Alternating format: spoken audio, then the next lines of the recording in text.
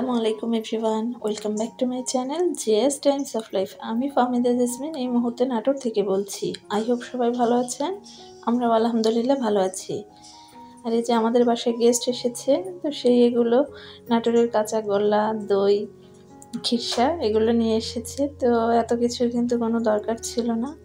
আর এসেছে কয়েকদিন আগে যে 3জন গেস্ট এসেছিল, তারই মধ্যে একজন আমার ফুফু শাশুড়ির ছেলে। তো ওর নাটোর 2 দিন ট্রেনিং আছে, তো আমাদের বাসায় এখানে থাকবে 2 দিন, এখান থেকে ট্রেনিং করবে, এই জন্য এসেছে আর কি। তো এটা কিন্তু রাত্রেবেলা, ও সন্ধ্যার আগে আগে এসেছে। আর এই যে যেহেতু এসেছে, তো ফ্রিজে হাঁসের মাংস ছিল, সেটা ভিজিয়ে রেখেছি। আর এদিকে হাঁসের মাংস দিয়ে আলু দিয়ে রান্না করব, এই জন্য আলুগুলো ভেজে নিচ্ছি। আলুটা কিন্তু আমার হাজবেন্ড ভাজছে। আর এই যে আমি এদিকে অন্য কাজ করছি, শুকনা মরিচ কিছু বেটে নিচ্ছি। আর এই যে প্রায় বাটা হয়েও গিয়েছে, এটা আমি উঠিয়ে নেব এখন। আর তারপরে আদা রসুন বেটে নেব। আলু ভাজা কিন্তু হয়েও গিয়েছে, তো এখানে পেঁয়াজ মরিচ কেটে দিয়েছি, সেটাই ও ভাজছে। তো লাল লাল হয়ে আসা পর্যন্ত ভেজে নিই, আমি ততক্ষণে আদা রসুনটা বেটে দিই। আদা রসুন বাটা যে নাই তা কিন্তু না, আছে, কিন্তু আমার হাজবেন্ড বলছে যে যদি একটু টাটকা পিষে দেওয়া যায় তাহলে কিন্তু রান্নাটা অনেক বেশি স্বাদ হবে। তো সেটাই ভাবলাম যে যেহেতু গেস্ট এসেছে, তো তাই করি, যে আবার হাঁসের মাংস, তো এই জন্য বেটেই দিলাম। একে একে এখানে সব মশলাগুলো দিয়ে দিচ্ছে। আদা রসুন বেটে দিয়েছি, সেটা দিয়েছে, মরিচ বাটা দিয়েছে, আর এই যে হলুদ লবণ এগুলো দিয়েছে, সেটা আমি স্কিপ করে গিয়েছি। আর এখন একটু গুঁড়া মরিচ দিল 1 চামচ, কাঁচামরিচ তো দেয়াই আছে, একটু কালারটা যাতে সুন্দর আসে এই জন্যই। আর কালো এলাচ, সাদা এলাচ 7-8টার মতো থিতো করে আমি এর মধ্যে দিয়ে দিলাম। অনেক ভালোভাবে কিন্তু কষানো হয়ে গিয়েছে, এজন্য মাংসটা এখন দিয়ে দিচ্ছে। মাংস দেওয়ার পরেও অনেকক্ষণ কষানো হবে। আর হাঁসের মাংস কিন্তু আরও অন্যভাবেও রান্না করা যায়। অনেকেই হাঁসের মাংসের গন্ধর জন্য কিন্তু খেতে পারে না। হাঁসের মাংসের নিজস্ব একটা স্মেল আছে, তো এটা কারো কাছ থেকে ভালো লাগে, আবার কারো কাছ থেকে খারাপ লাগে। তো আগে আমার থেকেই খারাপ লাগতো, আমি হাঁসের মাংস আগে খেতে পারতাম না। বিয়ের পরে আমার হাজব্যান্ড আমাকে ওভাবে খাইয়েছে, আমি তখন থেকে হাঁসের মাংসটা খুব ভালোভাবে খেতে পারি, আর এখন অনেক বেশি পছন্দ।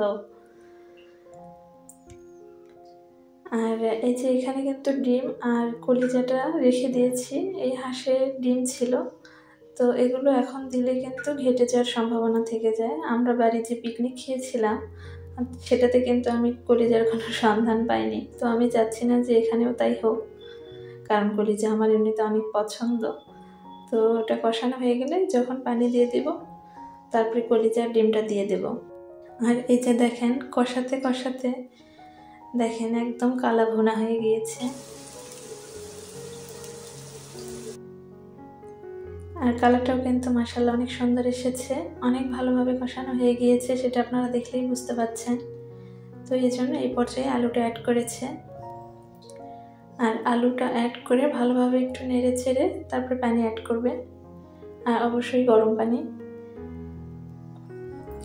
তো হাঁসের মাংস আর অন্য আরেকভাবে যেভাবে রান্না করা যায় সেটা হচ্ছে গরম পানিটা আগে করে নেবেন, সেই গরম পানির মধ্যে হাঁসের মাংসটা দিয়ে দেবেন, 1 মিনিট 2 মিনিটের মতো রেখে দেবেন। দেন ওখান থেকে ভালোভাবে পরিষ্কার করে উঠিয়ে নেবেন। আবার ঠান্ডা পানি দিয়ে ভালোভাবে পরিষ্কার করে নেবেন 1-2 বারের মতো। তারপরে এই সেম প্রসেসে রান্না করবেন, দেখবেন একটু আর গন্ধ করবে না। যারা এই গন্ধর জন্য হাঁসের মাংস খেতে পারেন না, তাদের আশা করছি কোনো সমস্যা হবে না।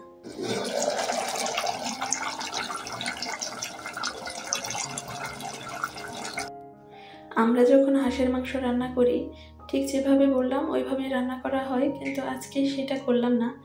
জানি না খেতে আমারই সমস্যা হয় কি না, তো দেখা যাক কী হয়। আর এই যে এই পর্যায়ে গরম পানি কিন্তু অ্যাড করলাম। আর পানি যেহেতু দিয়ে দিলাম, সেজন্য আমি এখন ডিম আর এই কলিজাটাও দিয়ে দেব। যারা আপনাদের মূল্যবান সময় নষ্ট করে আমার ভিডিওটি দেখছেন, তাদেরকে অসংখ্য ধন্যবাদ। তো ভিডিওর শুরুতেই বলি, প্লিজ একটা লাইক দিয়ে দেখা শুরু করবেন। আর ভিডিওর কোনো অংশ যদি আপনার একটু ভালো লেগে থাকে, তাহলে প্লিজ চ্যানেলটি সাবস্ক্রাইব করে নেবেন। আর আপনি যদি ফেসবুক থেকে দেখে থাকেন, প্লিজ পেজটি ফলো দিয়ে রাখবেন। তো ভালোভাবে সিদ্ধ হয়ে গিয়েছে, চেক করে নিয়েছি। আর এই মুহূর্তে দেখে নিলাম যে রান্নাটা মোটামুটি হয়ে গিয়েছে। তো এখানে আমি রাঁধুনির ধনিয়ার গুঁড়া অ্যাড করছি, আর কিছুক্ষণ ঢাকা দিয়ে রাখবো। ততক্ষণে আমি যেগুলো রেডি করে নিয়েছিলাম, আর এই তো খাওয়া দাওয়ার পর্বে চলেও এসেছি। তো ওদেরকে দিচ্ছি, দিয়ে তারপরে আমিও নেব ভাত। এই যে 3 প্লেটে নিয়েছি 3 জনে, আর এখন মাংসটা দিয়ে দিচ্ছি। আর এই যে কালারটা দেখেন তরকারির, মাশাআল্লাহ অনেক সুন্দর এসেছে। আশা করছি খেতেও ভালো হবে। আমরা কিন্তু চেয়েছিলাম যে বাড়িতে যেরকম পিকনিক খেলাম আমরা আমার গ্রামের বাড়িতে, সেরকমটা একটু করতে। তো কীরকম যে হলো, ওই রান্নাটা অনেক স্বাদ ছিল, অনেক মজা হয়েছিল। এই যে দেখেন, আমি একটা ডিম নিয়েছি, আর হাঁসের মাথা, আর এই যে কলিজা, সবসময় যেটা করি আর কি।